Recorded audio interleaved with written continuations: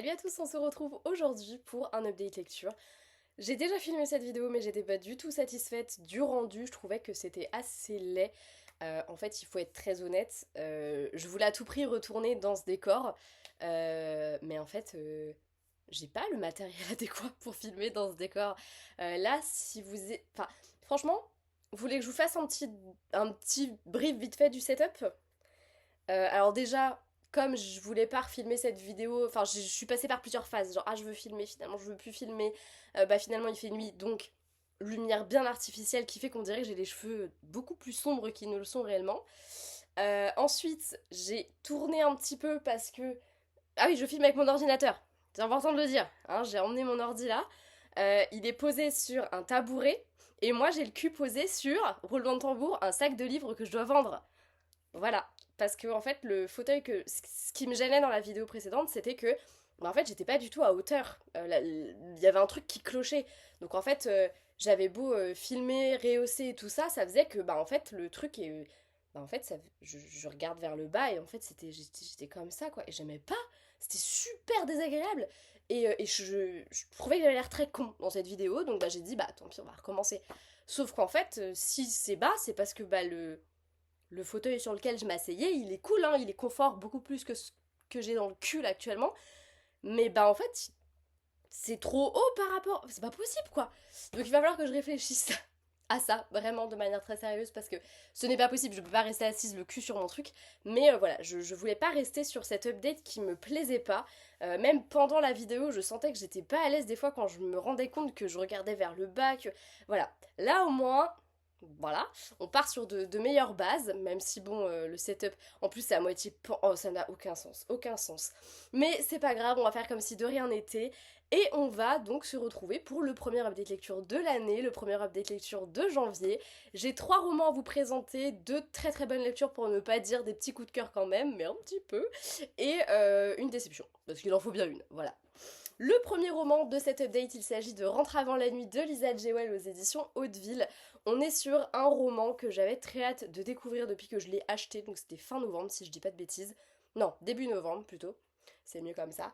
Et j'avais très hâte parce que c'est vrai que Lisa Jewell, globalement, j'aime assez ce qu'elle fait. Bon, je suis pas toujours subjuguée, il y a des fois je suis même un peu en mode ouais, ok, si tu veux. Mais généralement, j'aime quand même plutôt bien et je trouve surtout qu'elle a un côté un peu. Je trouve qu'elle fait des thrillers et qu'elle arrive à quand même donner une petite dose de good vibes. Donc voilà, à partir de là, j'estime que pourquoi pas.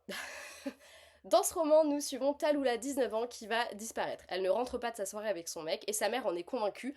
Jamais elle aurait abandonné son petit garçon de 1 an comme ça. C'est pas possible, il s'est passé quelque chose.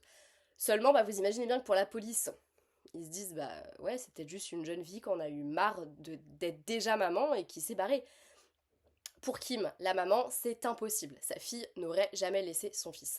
Seulement, la police piétine et plus d'1 an s'écoule sans qu'on ait aucune trace des 2 jeunes gens. Oui, parce que je sais pas si je l'ai bien précisé, mais elle a disparu avec son mec. Les deux ont disparu.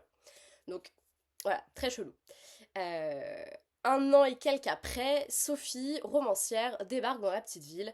Et quand elle va retrouver une pancarte au fond de son jardin lui disant creusez ici, pour elle qui écrit des thrillers et des romans policiers, autant vous dire que tout de suite elle va se dire il y a anguille sous roche. Très rapidement, elle va faire le lien avec la disparition de Talula et de son mec, et elle va mener son enquête, permettre de rouvrir l'enquête d'ailleurs, et ainsi on va découvrir enfin ce qui s'est passé ce mystérieux soir. Et bah autant vous dire que j'ai dévoré ce roman, je l'ai adoré, je l'ai commencé je crois peut-être le 30 au soir, et j'ai dû le terminer, je l'ai terminé le 2 je crois. Non, 31, je l'ai commencé le 31. Et je l'ai terminé le 2 et j'étais à fond dedans. J'ai littéralement dévoré ce bouquin. J'ai beaucoup aimé le fait qu'il soit découpé en 3 parties. Enfin, en 3 parties, non. Il est découpé en plusieurs parties, ça c'est vrai, mais c'est pas du tout ça que je voulais dire. Il est découpé selon 3 narrateurs plutôt, puisqu'on va avoir d'un côté Kim, qu'on va découvrir dans ce rôle de mère qui est convaincue que sa fille lui est arrivé quelque chose, qui veut pas baisser les bras et qui va tout faire pour retrouver sa fille. Talula, où elle, ça va nous permettre tout simplement de découvrir ce qui s'est passé, de voir comment les choses se sont petit à petit et de fil en aiguille bien sûr, de fil en... oh ben décidément, comment de fil en aiguille, on en est arrivé là, et enfin Sophie qui, elle, va être vraiment cette espèce de nana qui en soi, elle a rien à faire là, c'est vraiment pas son histoire à elle, mais comme elle est là, celle qui remet l'enquête au goût du jour, et qui va surtout trouver des indices hyper pertinents, Et ben voilà, tout simplement. Donc non, vraiment vraiment très très cool, très très bon roman, je l'ai trouvé vraiment très sympa. J'ai aimé les tenants, les aboutissants, la manière dont c'était ficelé, j'ai trouvé que c'était très fin. Et j'ai aimé retrouver cette patte à la Lisa J. Wells, ce côté euh, pas positif parce qu'il se passe des choses affreuses dans ce livre comme dans tous ses romans, mais le côté en fait je trouve qu'il y a un message qui est généralement assez positif et que même si il se passe des choses dramatiques, le message à la fin est plutôt positif quand même malgré tout. Et c'est quelque chose que j'aime beaucoup chez elle et qui tempère un peu avec des récits qui parfois sont un peu plus hard. Voilà, dans le domaine du thriller, du policier, parfois on a des choses qui sont un peu plus rentre dedans. Et je trouve que Lisa Jewell, elle a ce côté assez humain et justement, ces personnages sont très humains, ils sont hyper bien construits. Le récit, franchement, se laisse complètement prendre dedans. Le fait qu'on suive un peu trois époques d'une certaine manière. Enfin, deux époques, du coup, trois. Si, trois, parce qu'au début, on suit Kim et Sophie en parallèle. Petit à petit, on va avoir Tallulah qui rentre aussi en ligne de compte. Et Tallulah, ça se déroule avant. On a Sophie, ça se déroule dans le présent. Et Kim, où petit à petit, on va rejoindre le présent, mais qui à la base se déroule au moment où elle cherche sa fille. Donc on a vraiment trois périodes différentes. On va avoir trois personnages très différents.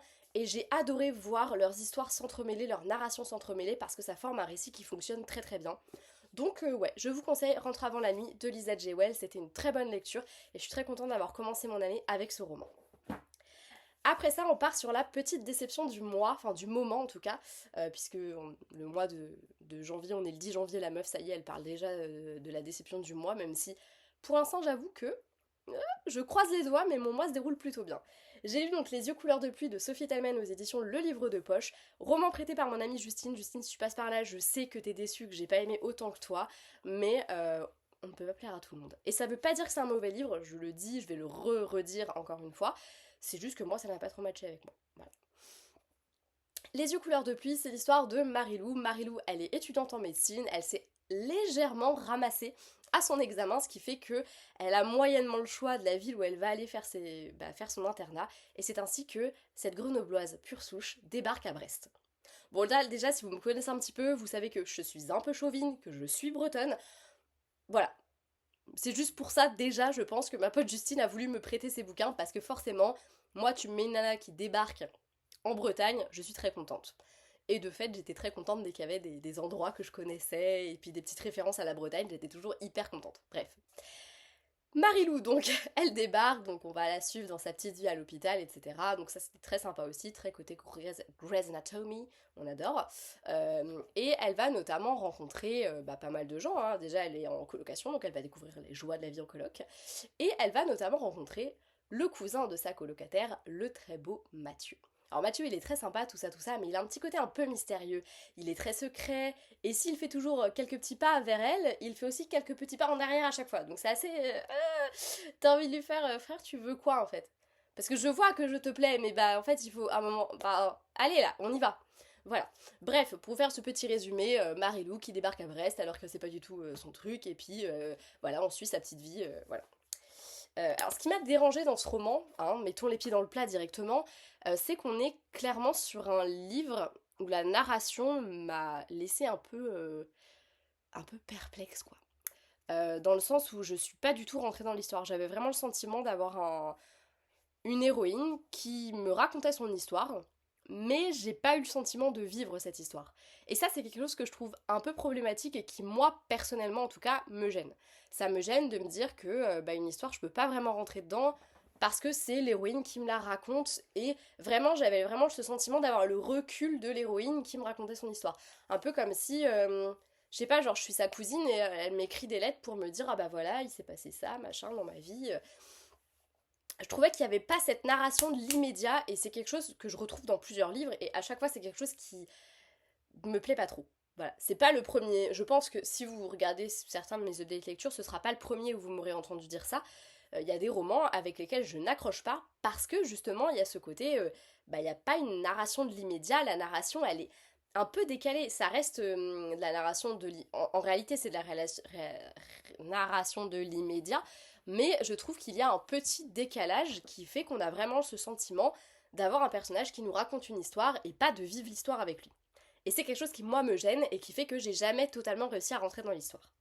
Malgré tout, j'ai aimé le voyage en Bretagne parce que allez en Bretagne, c'est magnifique, c'est génial, puis les Bretons sont fantastiques.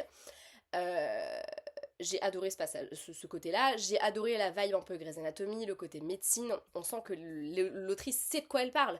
Quand elle te parle de maladie, quand elle te parle... Franchement, moi, je me suis laissée complètement bluffer par le truc. J'étais dedans, j'avais envie de savoir. Enfin, j'ai eu l'impression d'apprendre des choses et c'était hyper intéressant et franchement, top. Mais des fois, peut-être un peu trop médical. Il y a des termes médicaux, bah c'est cool, c'est bien de nous étaler ta science, ma cocotte. Mais en fait, bah nous, on est des néophytes et... Bah, c'est pas que c'était dérangeant non plus, mais... Ah, ça fait mal aux fesses. Mais... c'est pas que c'était dérangeant non plus, mais voilà, moi ça m'a un peu des fois freiné dans ma lecture, ça m'a un peu coupé dedans. Même si bah, c'était très cool de savoir vraiment ce qu'il en était et d'avoir le sentiment que l'autrice elle te parle de quelque chose, elle sait de quoi elle te parle. Elle va pas te baratiner à te raconter des trucs, etc. Elle sait de quoi elle te parle. Mais voilà, c'était peut-être un peu trop parfois et je pense que bah moi je suis pas le public pour un truc médical comme ça et peut-être que s'appesantir sur ces trucs-là me faisait moins kiffer dans un livre qu'à la télé, quoi. En gros. Voilà. Et enfin, bah, j'ai bien aimé la petite romance, tout ça, mais j'ai eu beaucoup de mal avec la fin que j'ai trouvée hyper abrupte. Enfin, je voyais qu'il restait plus de pages et je me disais, mais ça va se terminer, genre, il se passe ça et hop, ça se termine. Et je trouve ça super, bah, super abrupt comme fin et ça m'a vraiment, honnêtement, ça m'a un peu perturbée. J'ai eu un moment de... J'ai fermé le livre et j'avais l'impression que c'était pas vraiment fini en fait, qu'il y avait... Alors je sais qu'elle a écrit du coup, parce que Justine m'a prêté tous ses romans, donc je sais qu'elle m'a prêté... elle m'a prêté parmi ceux qu'elle... Non, que parmi ceux qu'elle m'a... Eh, j'ai vraiment du mal moi à parler, hein. Pff, ça devient grave à ce stade. Hein. Y a pas une maladie là comme ça qui... Comme... Bah c'est pas...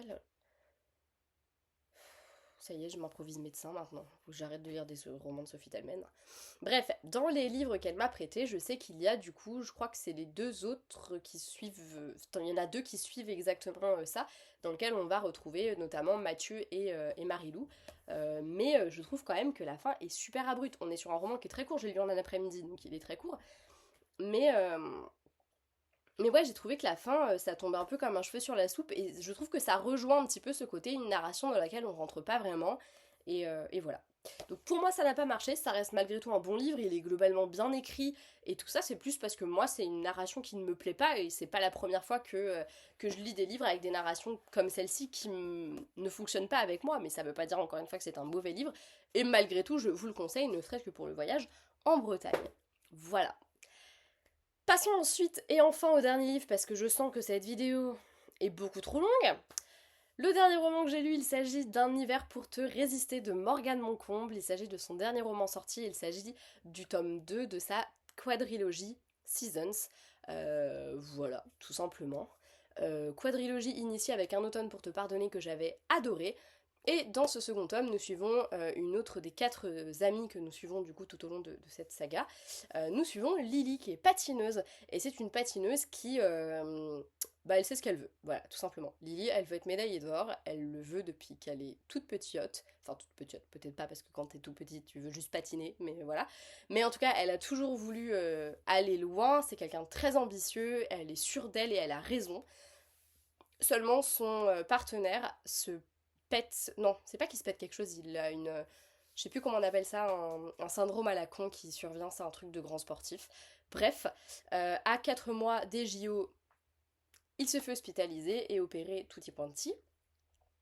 Donc elle se retrouve sans partenaire. Heureusement, on lui en trouve un, Orion. Orion, c'est pas n'importe qui. Et c'est pas n'importe qui, notamment pour Lily, puisque depuis qu'elle a vu patiner, bah d'ailleurs c'est un peu grâce à lui qu'elle a envie d'aller aussi loin, parce que bah, elle est fascinée par son travail, elle trouve que c'est vraiment un patineur émérite, et l'idée de patiner avec lui, c'est génial, quoi, c'est top pour elle. Sauf qu'Orion, depuis quelque temps maintenant, il est surnommé le maudit, puisque pas une seule de ses partenaires n'est repartie, enfin, n'est encore avec lui à ce jour, ça veut dire ce que ça veut dire, et il leur est arrivé à toutes des bricoles. Donc en fait, quand on va lui dire, bah tiens, tu vas être le partenaire de Lily, il est pas hyper chaud, et il va tout faire pour la faire changer d'avis. Mais c'était sans compter une Lily qui ne se laisse pas faire, qui a de l'ambition à revendre, et qui surtout est du genre à aller au bout des choses, et qui clairement s'en fout complètement de ce que lui, il pense être maudit ou pas. Pour elle, il n'y a pas de question de malédiction ou quoi que ce soit. Ils vont y arriver, ils vont aller au JO, et ils vont gagner la médaille d'or. Voilà. J'espère que ce résumé rendra justice à ce roman qui a été un petit coup de cœur. Je l'ai vraiment, vraiment, vraiment adoré. On est sur une romance qui est hyper intéressante. On a vraiment au début un espèce d'ennemi sous lovers parce que lui, du coup, son but c'est que elle abandonne parce que lui, il a pas le droit d'abandonner. Donc, et c'est. Voilà, ça se tire dans les pattes.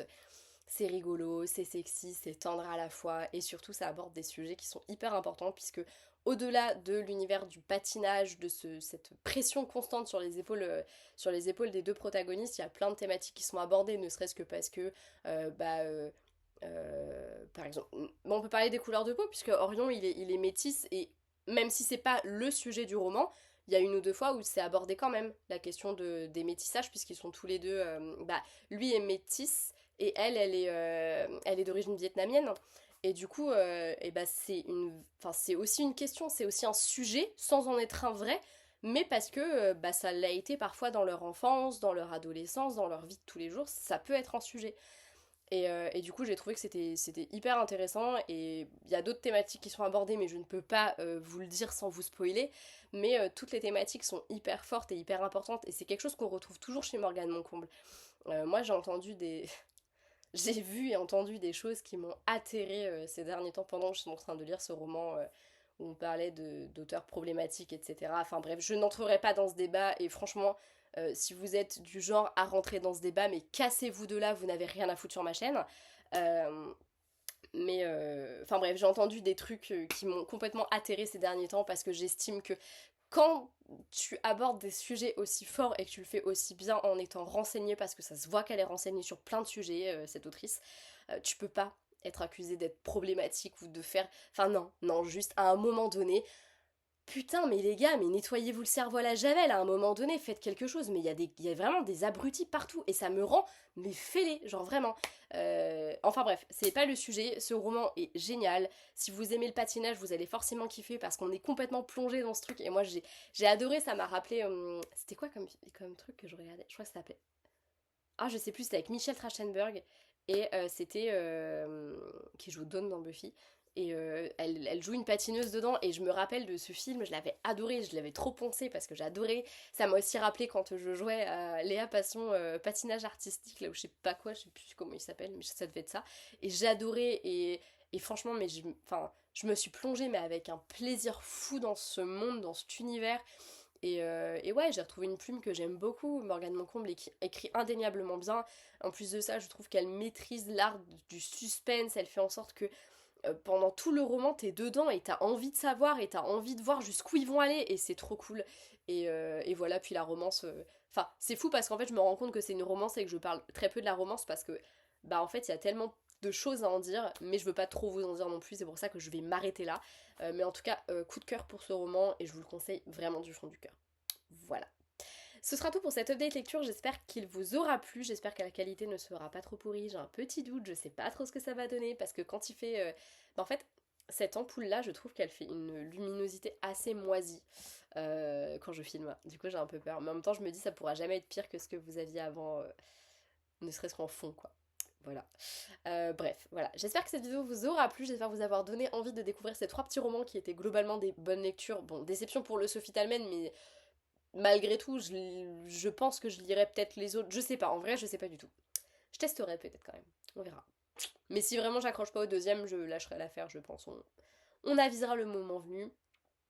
Voilà, n'hésitez pas à me partager vos avis sur ces livres si vous les avez lus, à me partager vos lectures du moment. Je vous fais de gros bisous et à bientôt. Ciao!